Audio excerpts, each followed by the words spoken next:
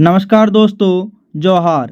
मुख्यमंत्री मैया सम्मान योजना का न्यू रूल अभी लागू होने वाला है। तो वो रूल क्या होने वाला है, आप लोग लास्ट तक वीडियो को ज़रूर देखना।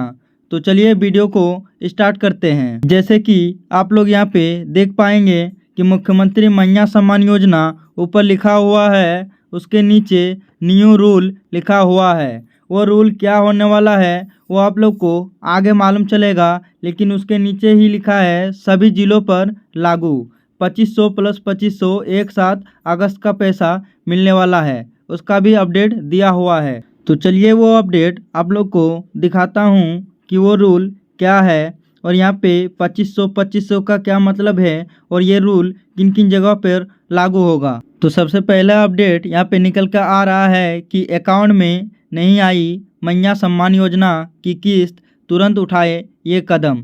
तो वो कदम क्या है आप लोग को यहाँ पे पूरा बताने वाला हूँ। यहाँ पे लिखा हुआ है गवर्नमेंट स्कीम फॉर वोमेन्स। तो झारखंड सरकार की मैया सम्मान योजना के तहत लाखों महिला को हर महीने आर्थिक सहायता के रूप में 2500 रुपये दिए जा रहे हैं। अगर आपके खाते में इसका पैसा नहीं आया है तो इस आसान तरीके से आप इसका लाभ उठा सकते हैं। यानी जिसका पैसा अभी तक मैया सम्मान योजना का नहीं आया है उनको कुछ तरीके से बताऊंगा कि वो पैसा उनको कैसे मिलेगा और सरकार ने क्या नया रूल निकाला है। तो चलिए और दिखाते हैं आप लोगों को। यहाँ पे लिखा है कि मैया सम्मान योजना, झारखंड सरकार की मैया सम्मान योजना की तहत लाखों महिलाओं के हर महीने आर्थिक सहायता के रूप में 2500 रुपये दिए जा रहे हैं। हालांकि कई लाभार्थियों महिलाओं को शिकायत है कि उनकी किस्त उनके बैंक खाते में नहीं पहुंच रही है। यदि आपके साथ भी ऐसा ही हो रहा है तो घबराने की ज़रूरत नहीं है। नीचे दिए गए कदम उठाकर आप अपनी बकाया राशि प्राप्त कर सकती है। यानी यहाँ पे कुछ रूल दिया हुआ है कि अगर बकाया पैसा नहीं मिला है तो वो रूल ये फॉलो करके उनको ये पैसा मिल सकता है। तो वो रूल क्या है तो चलिए आप लोग को बताते हैं। लेकिन आप लोग अगर नए हैं तो चैनल को सब्सक्राइब ज़रूर कर लेना, जिससे आप लोग को आने वाले अपडेट सबसे पहले मिल पाए। तो चलिए अपडेट दिखाते हैं आप लोगों को। तो सबसे पहले यहाँ पे देखिए लिखा है कि किस्त ना आने के कारण, यानी सबसे पहले बात करते हैं कि आपका किस्त क्यों नहीं आ रहा है। तो आप लोग यहाँ पे नीचे पे देख सकते हैं कि आधार लिंक ना होना, बैंक खाते का आधार कार्ड से लिंक ना होना सबसे आम समस्या है। यानी आपके बैंक खाते में अगर आधार लिंक नहीं है तो ये पैसा नहीं आता है। उसके बाद यहाँ पे लिखा है कि ई-केवाईसी अपूर्ण, यानी बायोमेट्रिक सत्यापन ई-केवाईसी ना होने से भी भुगतान रुक सकता है। फिर नीचे लिखा है कि आवेदन में त्रुटि, यानी आवेदन फॉर्म में गलत जानकारी जैसे बैंक खाता नंबर यानी आधार नंबर के कारण भी किस्त अटक सकती है। यानी अगर आपने फॉर्म में कुछ गलत अगर भर दिया हो तो आपका भी पैसा रुक सकता है। फिर नीचे यहाँ पे लिखा है कि लाभार्थी सूची में नाम ना होना, यानी जो सत्यापन हो रहा था तब अगर आपका लिस्ट में नाम नहीं होगा तो फिर वहाँ पर भी आपका पैसा रुक सकता है। उसके बाद यहाँ पे लिखा है कि यदि आपका नाम पात्र लाभार्थियों की सूची में नहीं है तो भुगतान नहीं मिलेगा।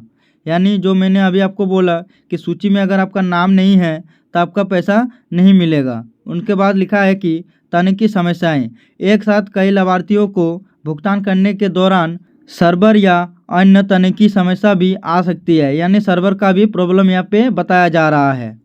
और वो जो भी समस्याएं थे उसको ठीक करने के लिए यहाँ पे बताया भी जा रहा है कि तुरंत उठाए ये कदम अगर आपका पैसा रुका हुआ है तो आपको क्या करना चाहिए। तो यहाँ पे लिखा हुआ है कि आवेदन की स्थिति चेक करें।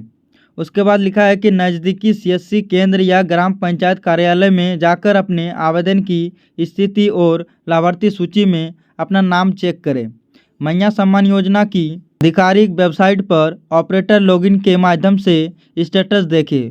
मोबाइल पर ओटीपी के जरिए सत्यापन करें, यानी मोबाइल के ओटीपी के जरिए आप सत्यापन भी कर सकते हैं। फिर यहाँ पे आप जो वेबसाइट है, वेबसाइट मैंने पहले भी बताया था, मेरे पिछले वीडियो में आप लोग देख सकते हैं कि मैं कौन सा वेबसाइट के बारे में बता रहा हूँ। तो पिछले वीडियो से आप लोग को मालूम चल जाएगा अगर आप लोग नहीं जानते हैं तो। फिर यहाँ पे लिखा है कि आधार सीडिंग और ई-केवाईसी कराएं।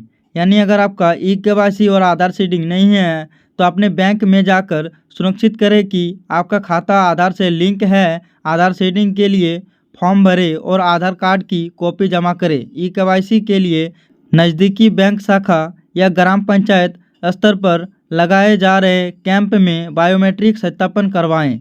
यानी आपका बायोमेट्रिक अपडेट कराना पड़ेगा आपके आधार कार्ड में। फिर आप लोग यहाँ पे डीबीटी स्टेटस भी चेक कर सकते हैं। डीबीटी यानी डायरेक्ट बैंक ट्रांसफ़र स्टेटस जांचें। यदि आपका आवेदन स्वीकृत है लेकिन राशि नहीं आ रही है तो बैंक से संपर्क करें। यानी जो डीबीटी है अगर आपके खाते में नहीं है तो उसका भी कारण बन सकता है। फिर यहाँ पे अगर आवेदन में सुधार करना है, यानी अगर आप जब फॉर्म भरे थे तब गलत अगर कुछ भर दिए हैं तो यदि आपने आवेदन रिजेक्ट हुआ है या गलत जानकारी के कारण राशि अटकी है तो नज़दीकी सीएससी केंद्र में जाकर फॉर्म दोबारा भरें। सुनिश्चित करें कि बैंक खाता डीबीटी सक्रिय हो। आप लोगों को और एक चीज़ बता दूं कि अगर आपका सब कुछ सही है फिर भी अगर आपका पैसा अटका हुआ है, अगर पैसा नहीं आ रहा है तो आप लोग और एक काम कर सकते हैं जो कि वीडियो के आगे में आप लोग को मिलेगा। तो चलिए वही सबसे पहले आप लोग को बताते हैं कि आप लोग क्या कर सकते हैं। आप लोग क्या कर सकते हैं अगर आपका सब कुछ सही है फिर यहाँ पे लिखा है कि हेल्पलाइन से आप लोग पता कर सकते हैं कि आपका पैसा क्यों अटका हुआ है। तो आप लोग क्या करेंगे वो बताता हूँ। यहाँ पे लिखा है कि हेल्पलाइन पर शिकायत दर्ज करें। यदि उपरोक्त सभी कदम पूरे करने के बाद भी राशि नहीं मिलती तो सरकार द्वारा जारी हेल्पलाइन नंबर पर कॉल करें या नज़दीकी ब्लॉक कार्यालय में शिकायत दर्ज करें। कुछ स्रोतों के अनुसार शिकायत दर्ज होने के 24 घंटे के भीतर समाधान का दावा किया गया है। यानी आप लोग 24 घंटे के अंदर आप लोग का पैसा मिल भी सकता है अगर आप लोग ये काम करते हैं तो।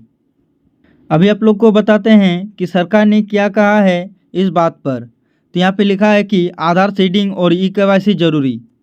झारखंड सरकार ने हाल ही में घोषणा की है कि आधार सीडिंग और ई-केवाईसी जैसी समस्याओं को करने के बाद सभी पात्र लाभार्थियों को उनकी बकाया राशि जल्द ट्रांसफ़र की जाएगी। सरकार ने मार्च 2025 तक सभी निलंबित भुगतानों को पूरा करने का लक्ष्य रखा है। यानी अगर आपका पैसा रुका हुआ है तो घोषणा कर दिया है कि झारखंड सरकार ने कि वो पैसा आप लोग को जल्द ही ई-केवाईसी के माध्यम से मिलना स्टार्ट हो जाएगा, यानी डीबीटी के जरिए।